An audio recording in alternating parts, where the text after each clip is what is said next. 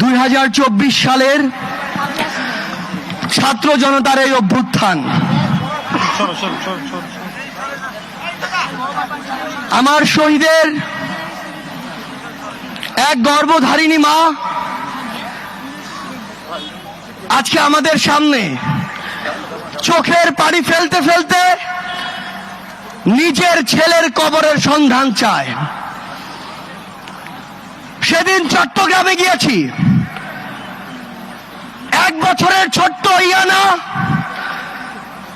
আমাকে জিজ্ঞাসা করে তার ভাই কোথায়। আরেক শহীদের মা আমাকে জিজ্ঞাসা করে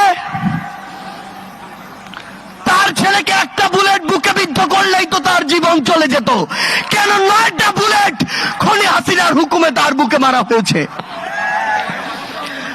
আরেক মা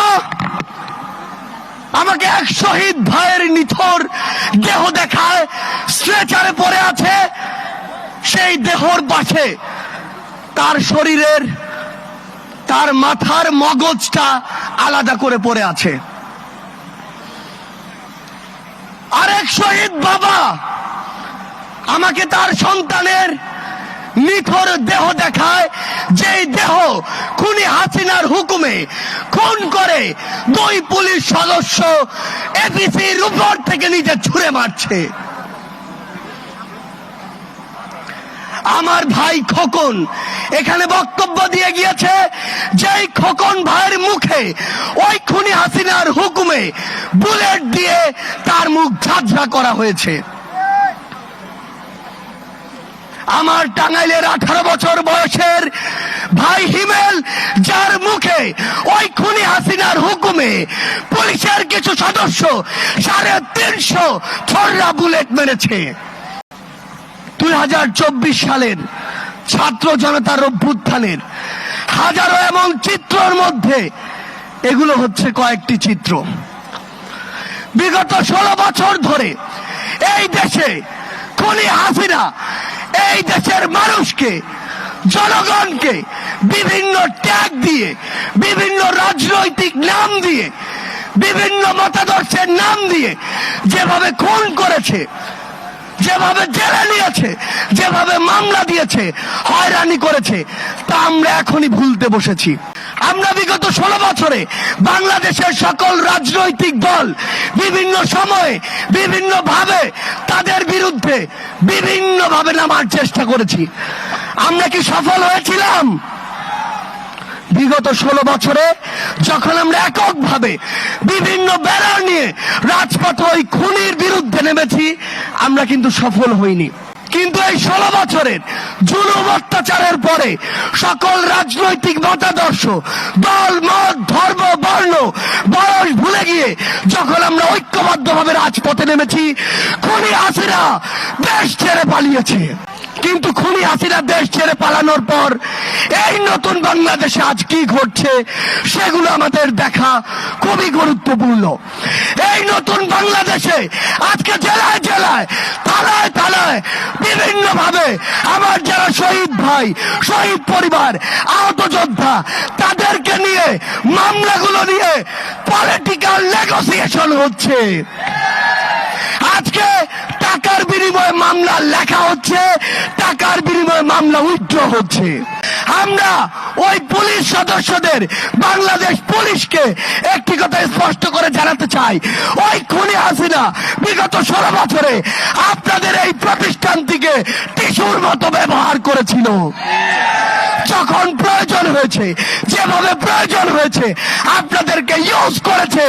আর দিন শেষে যা আত্মসম্মান গিয়েছে, যা মর্যাদা গিয়েছে, আপনাদের গিয়েছে, আপনাদের পোশাকের গিয়েছে। কিন্তু আজ এই অভ্যুত্থান পরবর্তী সময়ে আপনাদের ওই পোশাকটিকে যদি ওই খুনি হাসিনার দোসররা কিংবা অন্য কেউ কিংবা অন্য কোন গোষ্ঠী অন্য কোন ভাবে ব্যবহার করার চেষ্টা করে, তাহলে আপনাদেরকে এক সময় আস্থা করে নিক্ষেপিত হতে হবে। বাংলাদেশ সেনাবাহিনী 2009 সালে তাদের যে ইমেজ, সেই ইমেজটি হারিয়েছে। ওই বিডিআর হত্যাকাণ্ডে যখন তাদেরকে, তাদের অফিসার ভাইদেরকে হত্যা করা হয়, তারা নিশ্চুপ ছিল ওই খুনি হাসিনার চক্রান্তে, খুনি হাসিনার হুকুমে।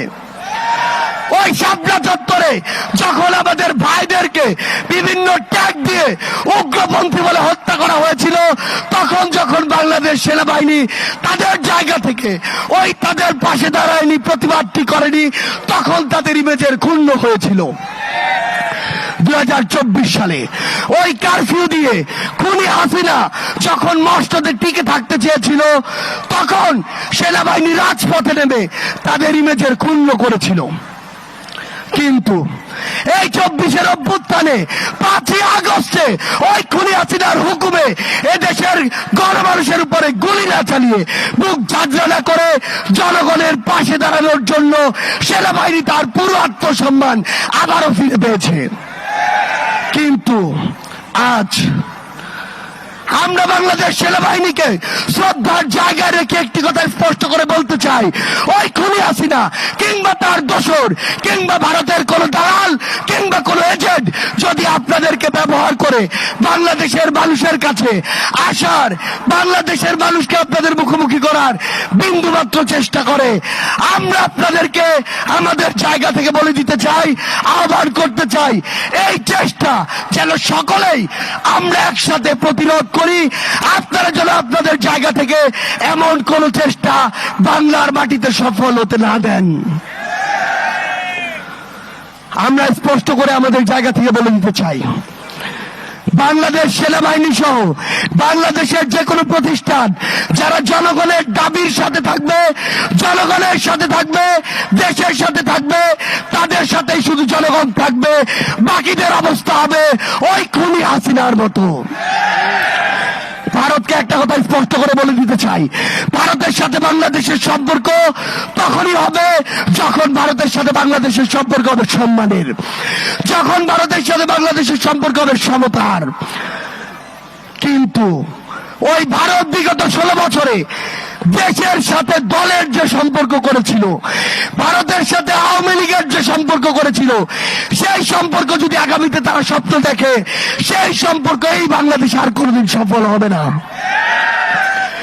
আমরা একটি কথা স্পষ্ট করে বলে দিতে চাই, এই বাংলাদেশে হিন্দু, মুসলিম, বৌদ্ধ, খ্রিস্টান, আমাদের পাড়ের ওই আদিবাসী ভাইরা আমরা একসাথে থাকবো, একসাথে লড়বো। কিন্তু কোন ধর্মের নাম করে, কোন জাতির নাম করে কেউ যদি আমাদের মধ্যে বিন্দু মাত্র কোন উগ্রবাদী চিন্তাধারা, উগ্রবাদী চক্রান্ত করার চেষ্টা করে, সকল ধর্মের যোদ্ধারা আমরা একসাথে তাদেরকে প্রতিহত করব।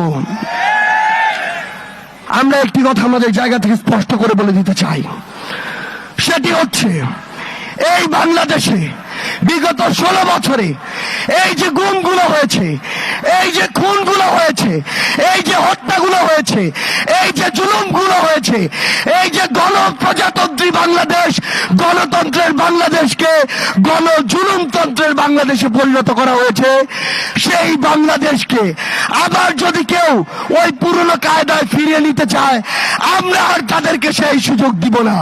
আমাদের যুদ্ধ শেষ হয়নি, আমাদের লড়াই শুরু হয়নি, আমরা আমাদের লড়াইয়ের মাত্র প্রথম ধাপ অতিক্রম করেছি। আমরা বিশ্বাস করি ক্ষুদ্র ব্যক্তি স্বার্থ, দলীয় স্বার্থ, অন্য স্বার্থগুলোকে এক পাশে রেখে যদি 24-এর অভ্যুত্থানের মতো আমরা আবারও ঐক্যবদ্ধভাবে ওই ফ্যাসিস্টদের বিরুদ্ধে রাজপথে থাকতে পারি, তবে আমাদের যে বিজয়, আমাদের যে লড়াই, আমাদের যে সংগ্রাম, সেই সংগ্রামের বিজয় আবশ্যক। আমাদের আবারও দেখা হবে রাজপথের কোন লড়াইয়ে অথবা বিজয়ে।